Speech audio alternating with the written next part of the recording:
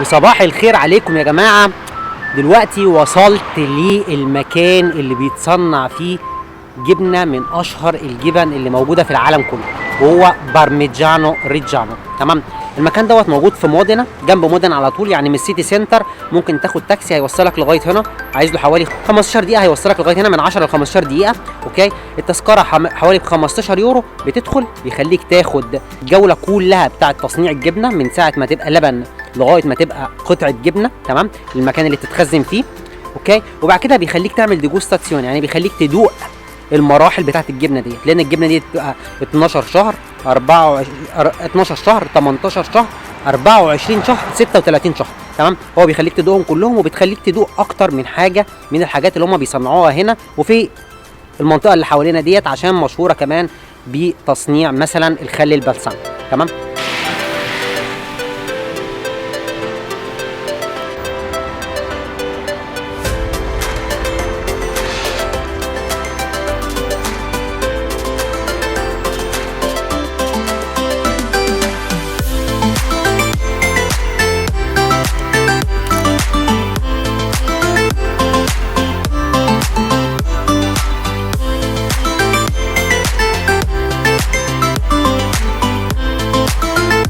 المكان دوت انا كان نفسي اجي من زمان، دورت على اقرب مكان ليا، وكان المكان دوت في مودينا. انا رجعت البلد دي تاني من 20 سنه، انا اتولدت هنا بس اول مره اجي. بقالي اكتر من 15 سنه ما جيتش. تمام. فاول حاجه دورت عليها ان انا اجي هنا ابص على البارميجانو ريجانو بيتصنع فين. الحاجه الجميله اللي انا عرفتها ان الجبنه اللي ورايا ديت مش بتتصنع غير في منطقة معينة في إيطاليا. تمام. المنطقة ديت اسمها منطقة إيميليا، وهي جزء من إقليم إيميليا رومانيا. تمام. تعالوا نقرب كده شوية من الخريطة وأقول لكم ليه هنا بتتصنع بس الجبنة دي. Dicevo che il parmigiano reggiano è un prodotto DOP e come tale, diciamo, noi nella produzione, nell'intera filiera di produzione, abbiamo una serie di regole che dobbiamo rigorosamente rispettare. وحاجه من الحاجات الغريبه جدا اللي انا عرفتها عن نوع الجبنه دوت، ان في منطقه ايميليا ديت بيبقى في اكتر من 300 مصنع لبن بيحضر الجبن ديت. تمام. يعني اكتر من 300 مكان بيتصنع فيه الجبنه بتاعت البارميجانو ريجانو. اللي الجبنه دي ما بتتصنعش غير في ال 300 مكان اللي موجودين هنا بس. تمام. الحاجه الثانيه الغريبه اللي انا استغربتها في الجبنه ديت، بيصنعوا اكتر من 4 مليون قطعة جبنة. انتوا متخيلين قد ايه الكمية؟ المنطقة دي بتصنع 4 مليون قطعة جبنة. تعالوا بقى نروح نشوف قطعة الجبنة دي شكلها عامل ازاي، والتصنيع بتاعها من الالف للياء. يلا بينا.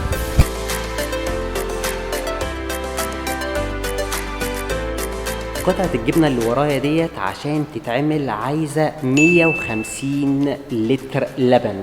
تمام. 150 لتر لبن، والتقل بتاعها 40 كيلو. انتوا متخيلين قد ايه؟ يعني عشان اعمل حته الجبنه ديت عايزه 150 لتر لبن ووزنها 40 كيلو. يلا بينا نعرف بقيه الحاجات الغريبه. تعال اقول لكم كام حاجه غريبه كمان عن قطعه الجبنه دي. تمام. قطعه الجبنه دي زي ما انتوا شايفين قدامكم كده، لازم يبقى مختوم عليها اسم البارميجانو ريجانو. تمام. الحاجة التانية لازم يبقى مختوم عليهم الختم ده دي او بي. دي او بي ديت معناها ان الجبنة ديت ما ينفعش تتقلد. تمام. لازم تتصنع في الاماكن دي بس، يعني هما مسجلينها اللي هي تتصنع في المكان ده بس، ما تتقلدش في اي حتة تانية في العالم.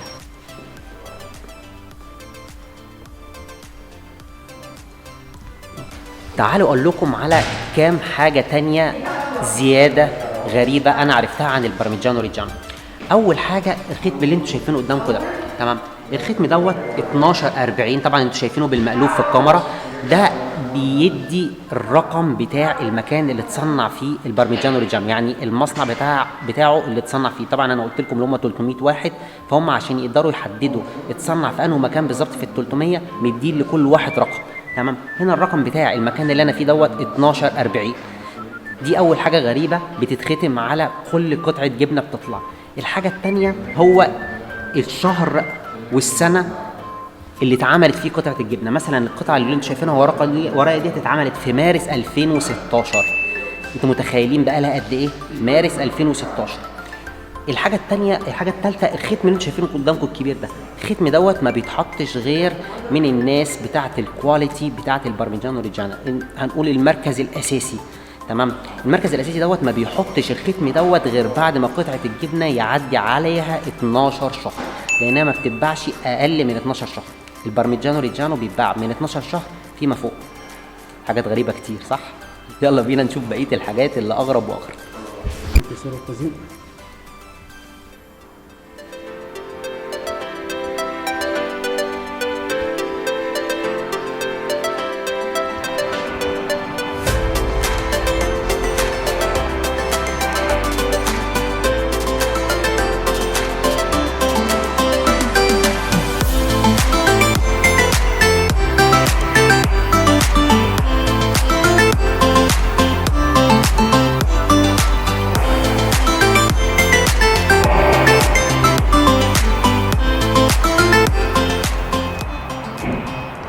وصلنا للمكان اللي بيتعمل فيه الجبنه. تمام، الاماكن اللي انتوا شايفينها ورايا دوت هم عباره عن 52، ممكن نقول مش عارف اسميها ايه، هنسميها حله، ممكن نقول حله او مكان بيتحط فيه اللبن. تمام، 52 مكان بيتحط فيهم اللبن. الشكل اللي انتوا شايفينه ورايا دوت من بره عباره عن حديد ومن جوه نحاس، عشان اللبن هنا بيوصل لدرجه الغليان ودرجه السخونه المعينه اللي بتاهله اللي هو يعرفوا يحولوه لجبنه. تمام، المكان اللي ورايا دوت ال 52 قطعه ديت بيطلعوا اقل حاجه في اليوم 104 قطعه بارميجانو ريجانو، من 104 اقل حاجه لغايه ماكسيمم 120 قطعه.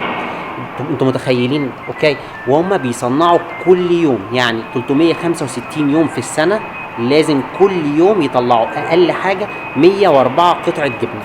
طبعا انتوا عارفين ليه؟ لان اللي بيتصنع دلوقتي بيتباع بعدها بسنه، بعدها بسنتين، او بعدها ب3. تعالوا بقى كملوا معايا بقيه الفيديو عشان اقول لكم بقيه الحاجات الغريبه. يلا بينا.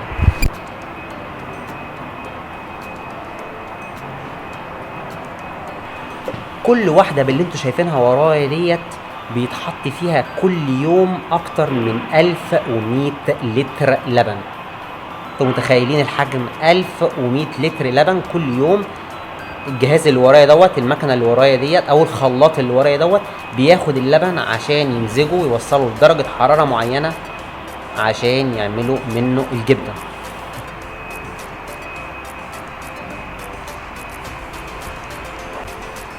الجهاز اللي انتوا شايفينه ورايا دوت اليوم اللي قبل يوم تصنيع الجبنه بياخدوا من الجمايس اللبن. تمام، 50% من اللبن اللي هيستخدم عشان يصنعوا منه الجبنه اليوم اللي بعده ويحطوه هنا في الاجهزه ديت. ده عباره عن ثلاجه.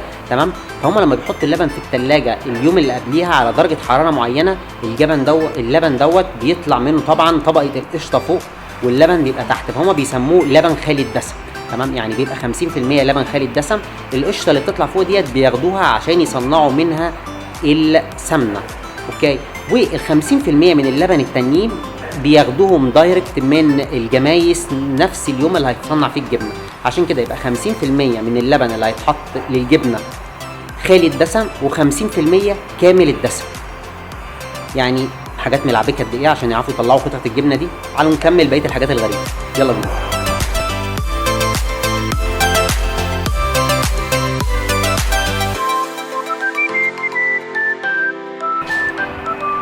انتوا شايفين كميه المكن اللي حواليا دي كلها طبعا عشان تطلع الجبنه. تمام، المكن دوت لو انتوا حاسين اللي هو بيعمل كل حاجه تبقى انتوا غلطانين. كل حاجه بتتعمل عن طريق الاشخاص اللي انتوا شايفينها قدامكم دي، لان دولت لازم يبقى عينيهم دايما على الجبنه. اوكي، كل حاجه بتتعمل مانوال.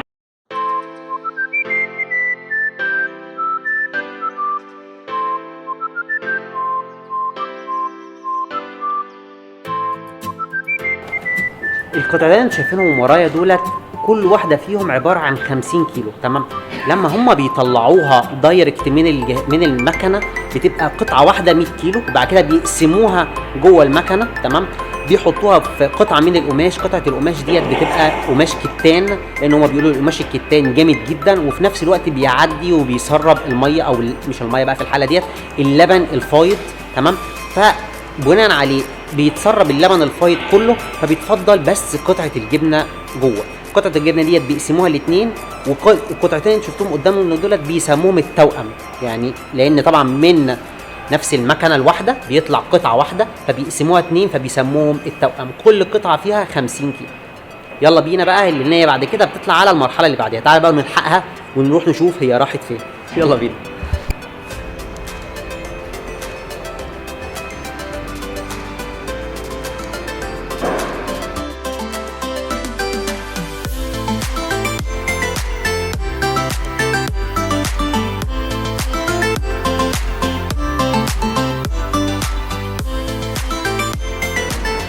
دلوقتي بقى وصلنا للمكان اللي وصل لهم التوأم بتوع الجبنه اللي احنا شفناهم الاول.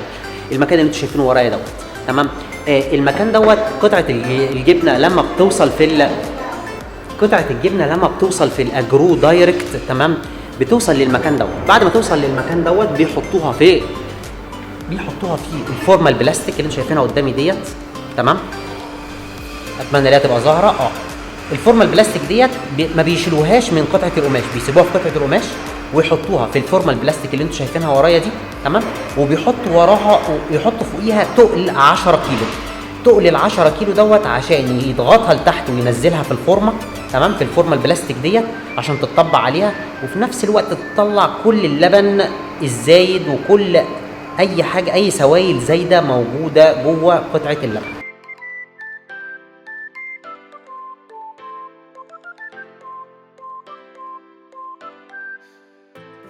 الجبنه بتتنيها في المكان دوت لمده 24 ساعه بنفس الشكل اللي انتوا شايفينه ده قدامكم ده. يعني في قطعه البلاستيك ديت بالتقل اللي عليها فوق بتتنيها 24 ساعه وبعد كده تطلع على المرحله اللي بعديها. يعني دلوقتي احنا هنروح نشوف اللي اتعملوا امبارح. يلا بينا. المكان اللي انتوا شايفينه ورايا دوت بعد ما بيخلصوا هنا بيدخلوا على المرحله اللي بعديها اللي انتوا شايفينها ورايا ديت، اللي هي اماكن الديشامو. هيبقى نفس الاشكال اللي انتوا شايفينها كانت البلاستيك ديت، في منها اشكال جوه حديد، تمام. الاشكال الحديد ديت الجبنه بتتحط فيها بقى عشان تاخد الشكل المقور اللي انتوا بتشوفوه، تمام. يعني هنا طبعا زي ما انتوا شايفين الشكل ما بيبقاش مقوس كده، هي بتدخل جوه هنا بتقعد 48 ساعه عشان تاخد الشكل المقوس جوه الفورمه الحديد. يلا بينا نطلع على المرحله اللي بعديها.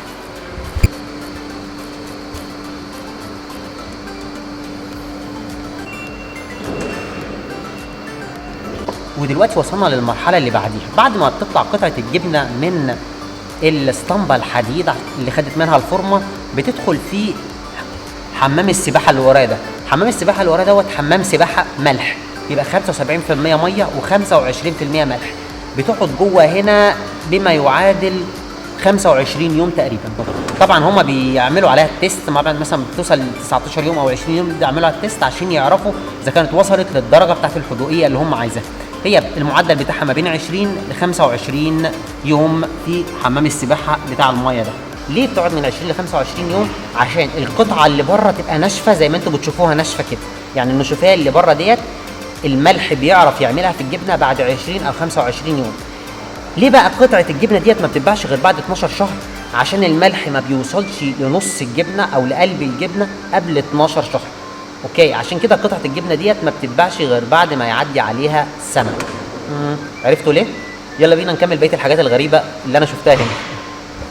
حمامات السباحه اللي انتوا شايفينها ورايا ديت كل واحده فيهم فيها اكتر من 360 قطعه جبنه. ايه يا ايمن البتاعه دي صغيره قوي. حمام السباحه اللي شايفينه قدامي الحديد دوت فيه 3 متر تحت الارض كمان، تمام. يعني ده الجزء اللي ظاهر منه بس. كل حمام سباحه من دولت فيه 360 قطعه. حوالي 2000 قطعه جبنه موجوده بس في المكان اللي ورايا دوت. 2000 قطعه جبنه محطوطين تحت حمام السباحه بتاع الملح دوت. الناس ديت ما بتهزرش. يلا بينا نشوف بقيه الحاجات.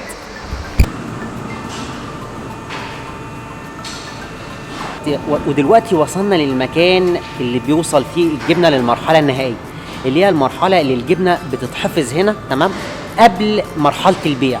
المكان دوت مش مخزن، المكان دوت مخزن بس معمول بمواصفات معينه. الجبنه بتقعد هنا زي ما انا قلت لكم في الاول اقل حاجه 12 شهر، تمام، واكتر حاجه ممكن توصل لها حوالي 7 أو 8 سنين، تمام. هنا لما اتكلمت معاهم عشان اعرف كام سنه ماكسيمم ممكن تقعد، قالوا لي احنا هنا بنتعامل بالشهور مش بالسنين، تمام. فبتقعد لها حوالي 100 شهر، يعني بما يعادل 7 سنين او 8 سنين. ده الماكسيمم اللي الجبنه بتقعد هنا، وبعد كده بيكونوا هم مثلا عملوا غيرها واتباعت خلاص. طبعا الجبنه كل ما تقعد شهورها اكتر كل ما تبقى اغلى بكتير، زي الواين بالظبط، زي الفينو، زي الخمور، تمام، زي النبيذ. كل ما بيقعد اكتر كل ما ثمنه بيغلى. نفس الموضوع الجبنه ده، اقل حاجه 12 شهر، واكتر حاجه ممكن توصل لها حوالي 7 او 8 سنين. تعالوا نقرب من الحاجات دي كده شويه وناخد لنا صورتين ونتفرج على جمال الحاجات دي. بصراحه انبهرت اول ما دخلت ولقيت كميه الجبن دي كلها ورايا. يلا بينا نقرب منها شويه.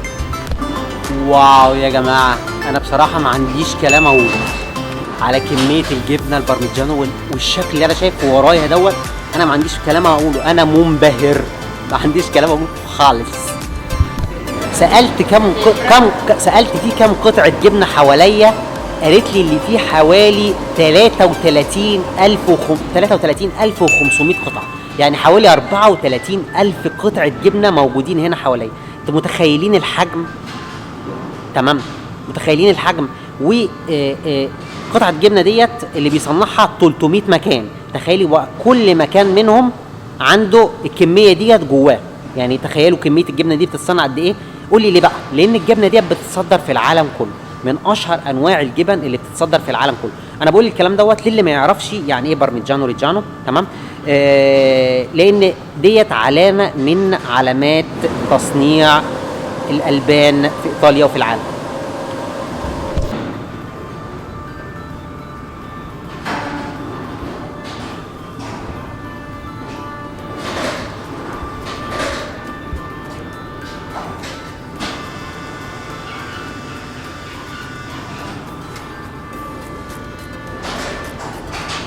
طبعا زي ما انتم شايفين ورايا كده، لو احنا قربنا من قطعه الجبنه ديت، كل قطعه جبنه لو انتم شايفين شكلها مثلا ديت اهي، شكلها تحس اللي هو صابح شويه، تمام؟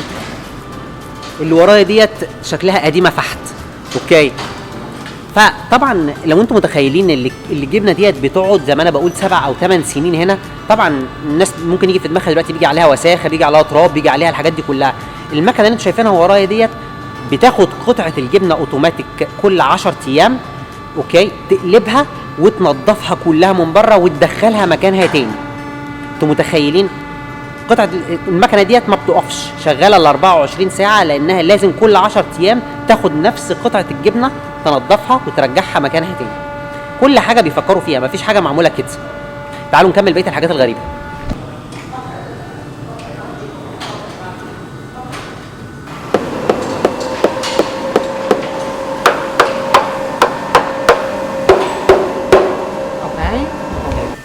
انتوا سمعتوا الصوت الاول، اتمنى ان انتوا تكونوا سمعتوه، لان انا المكن حواليا كتير فممكن الصوت ما يبقاش ظاهر. اوكي، قطعه الجبنه ديت من القطع اللي هي طلعتها لي من اخر المخزن خالص، ديت بقى لها 16 سنه من 2005. زي ما انتم شايفين كده القطعه شكل حجمها بيتغير. ليه؟ لان الملح بيبدا يشتغل فيه. هم قالوا لي طول ما القطعه ما اتفتحتش ممكن تقعد سنين السنين، وكل ما هتقعد كل ما هتنشف وكل هتبقى طعمها اقوى واقوى. الطعم القوي دوت مش كل الناس بتحبه، تمام؟ بس هي بتقولي ما بتبص. اوكي، دي مثلا بقى لها، دي معموله مثلا من 2019. القطعه انتوا شايفينها قدامي دي اللي فوق ديت من 2005. شايفين الفرق في القطع عامل ازاي؟ طبعا كل ما بتقعد اكتر كل ما الملح بياكلها اكتر، فبتبقى حجمها اصغر، بتنكمش، تمام؟ الصوت بتاعها للي ما سمعوش، يعني ما كانش ظاهر في الفيديو، الصوت بتاع القطعه ديت بيبقى عامل شكل صوت الخشب. شفت لما بتدق على الخشبه كده، تمام؟ الصوت دوت نفس صوت قطعه الجبنه دي. غريبه الحاجات دي والله. شايفين القطعه ديت؟ كان في واحد واقف شغال عليها دلوقتي، انا مشيته عشان اوقف اقول الكلمتين دولت، تمام؟ الواحد دوت يا سيدي هو واحد من المسؤولين بتوع البارميجانو ريجانو، بتوع المصنع الاساسي، تمام؟ اللي بيعملوا كنترول على جميع انواع الجبن. القطعه ديت كان بيتعمل عليها كنترول دلوقتي لانها عدى عليها ال 12 شهر. بيعملوا الكنترول ازاي؟ بيعملوا الكنترول بالشاكوش اللي انتوا شايفينه قدامي ده، تمام؟ الشاكوش دوت الخبير بيمسكه ويضرب بيه على قطعه الجبنه عشان يسمع الصوت بتاعها عامل ازاي، تمام؟ وفي نفس الوقت هو بقى من الصوت ومن مسكه من حركه الشاكوش في ايده بيقدر يعرف اذا كانت القطعه ديت فيها فراغات من جوه ولا لا، القطعه ديت جاهزه ولا لا، القطعه ديت فيها اي مشكله ولا لا. تمام. وبناء عليها هو بيبدا يحدد اذا كان اللي اتعمل في الفتره بتاع اليوم دوت جاهز للبيع ولا مش جاهز للبيع. وفي نفس الوقت بعد ما بيخلص الكنترول دوت لو هي اوكي بيحط عليها الختم اللي انا قلت لكم عليه في الاول. تمام. اللي هو الختم اللي بيتحط هنا ده. يلا بينا. نسيت اقول حاجه بعد الحاجه اللي انا وريتها لكم الاول، اللي الخبير بيضرب بالشاكوش كده عشان يعرف الجبنه اذا كانت فيها اي مسمات او جبنه تمام او مش تمام. ايه اللي بيحصل فيها لو الجبنه طلع فيها مسمات من جوه؟ تمام. هو ده السؤال اللي انا سالته للمرشده اللي كانت معايا. قالت لي الموضوع بمنتهى السهوله. قطعه الجبنه اول حاجه الخبير هيقولها ان لازم يتشال من عليها اسم بارميجانو ريجانو. قالت لي بتتحطوا ورايا زي ما انتم شايفين كده. تمام. وبعد كده بياخدوا القطعه الجبنه ديت كده قطع الجبنه دي برضو هاي كواليتي، يعني برضو زي ما بيقولوا جبنه حلوه، بس هي الفرق اللي هي فيها فراغات من جوه. والبارميجانو ريجانو معروف اللي هو ما بيبقاش فيه فراغات زي الجبنه السويسري مثلا. تمام. بيبقى كامل على بعضه، بيبقى كله ناشف مع بعضه، يعني ما بيبقاش فيه مفرغ من جوه. فهم بيعملوا ايه؟ قطع الجبنه ديت برضو بتتباع، بس هي الفرق اللي هم بيحطوا عليها العلامات دي.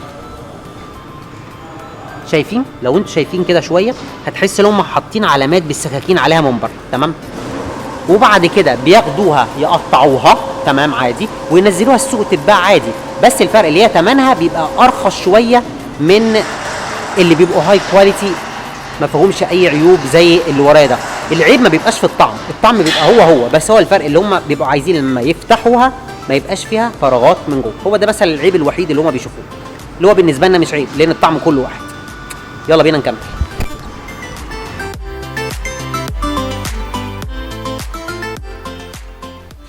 وبعد ما بتخلص الفيزيتا في المكان بتاع بارميجانو ريجانو، تمام، اي مكان من ال 300 اللي بيصنعوا الجبنه ديت لازم بتعمل حاجه اسمها ديجوستاسيون. ايه الديجوستاسيون ديت؟ اللي هو بيخليك تدوق الجبن والحاجات اللي هم بيصنعوها. ودلوقتي بقى تعالوا نقرب في السريع كده عشان اوريكم ايه الحاجات اللي هم بيخليكم تدوقوها هنا. اوكي. واوريكم كمان اشكال الجبنه بيبقى شكلها عامل ازاي. ديت القطعه ديت اللي هي الجبنه لما بتبقى عندها 3 ايام. تمام. بس انا كده بحطها قصاد وشي عشان تظهر في الكاميرا. تمام. الجبنه ديت زي ما انتم شايفينها كده بتبقى طريه عندها 3 ايام وبتبقى من غير ملح. اوكي. الجبنه الثانيه اللي هي ديت، اوكي، ديت لما يبقى الجبنه عندها 12 شهر، لان انتوا عارفين ان هي ما بتتباعش قبل 12 شهر. والقطعه اللي جنبها لما يبقى عندها 18 شهر. وبعد كده القطعه اللي جنبها لما يبقى عندها ال 24 شهر. وبعد كده القطعه اللي جنبها ديت لما يبقى عندها 36 شهر. وبيعملوا من نفس الجبنه ديت الستايل اللي انت شايفه قدامك دوت. تمام. بيعملوها زي ما بيكون ايه للي بيحب الجبنه اللي بيسموها زي مثلثات كده، جبنه ناعمه تعرف تفردها دايركت في السندوتش بتاعك او في التوست بتاعك. تمام. وده نوع جبنه تاني هما بيعملوه برضه اللي هو الريكوتا اللي هي الجبنه البيضاء العاديه. تمام. ومع الحاجات دي دايما هما بيحطوا المارميلاتا اللي هي المربى بالايطالي. اروح ادوق بقى واقول لكم ايه رايي في الحاجات دي كلها. اول حاجه هدوقها هي قطعه الجبنه اللي هي ال 12 شهر. تمام.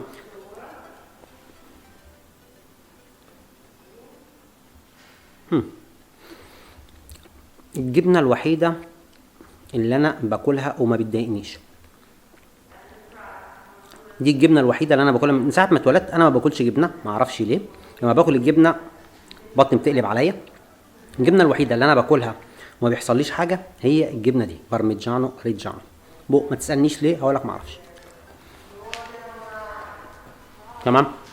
دي اول قطعه دقناها. القطعه الثانيه اللي هدوقها هي القطعه اللي عامله 18 شهر. هنشوف كده هنحس بفرق عن ال 12 شهر. الفرق موجود، بتبقى انشف شويه.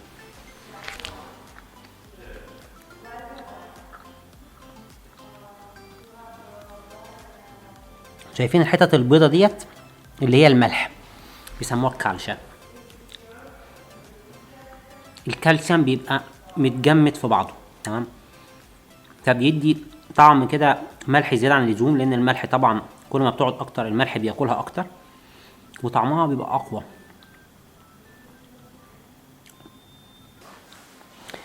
تالت طعم هدوقه النهارده هو الطعم ده، تمام.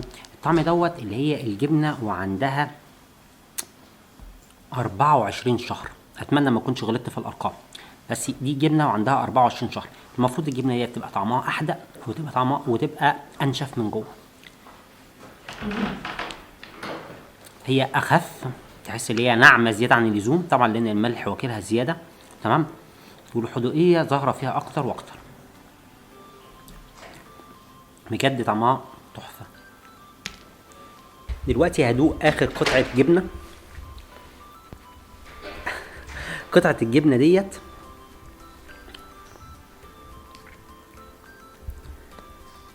الجبنه ديت بقالها 36 شهر. يعني احسبوها انتوا بقى، انتوا كام سنه؟ احسبوها انتوا كام سنه، انا فاشل في الرياضه. المهم ديت 36 شهر. المفروض دي تبقى طعمها قوي جدا، انشف، والحدوقيه طعمها اعلى، بس مش عارف احس بالفرق عن اللي هي 24 شهر. يعني الفرق مش شاسع قوي، فاهم؟ بس الفرق شاسع عن اللي هي 12 شهر. دي احدق وانعم وطعمها اقوى. يعني المعروف في جبن البارميجانو ريجانو ديت اللي هي بتاخد منها قطعه قطعتين كده زي اللي انا باكلها دي وخلاص، تمام. ما بتعرفش تاكل منها اكتر من كده لانها قويه. تخيل ديت محطوط فيها قد ايه لبن، فهمت؟ فانت تخيل قد ايه كميه اللبن اللي موجود فيها، معناها اللي هي قويه زياده عن اللزوم، حتى الطعم بتاعها قوي زياده عن اللزوم. دلوقتي بقى عشان احلل الموضوع في الحدوقيه اللي انا اكلتها دي كلها، هاكل معلقتين المربى دولت عشان نحلي الدنيا. ودلوقتي بعد ما خلصنا الفيديو في المكان اللي بيتصنع فيه البارميجانو ريجانو، قول لي لو الفيديو البسيط ده عجبك، ولو عايز نعمل فيديوهات كتير عن الميد ان ايطالي، الحاجات اللي بتتصنع في ايطاليا زي ديت، اكتب لي تحت في الكومنتات. وده تسمع معاكم بالطريقه الايطالي. تشاو.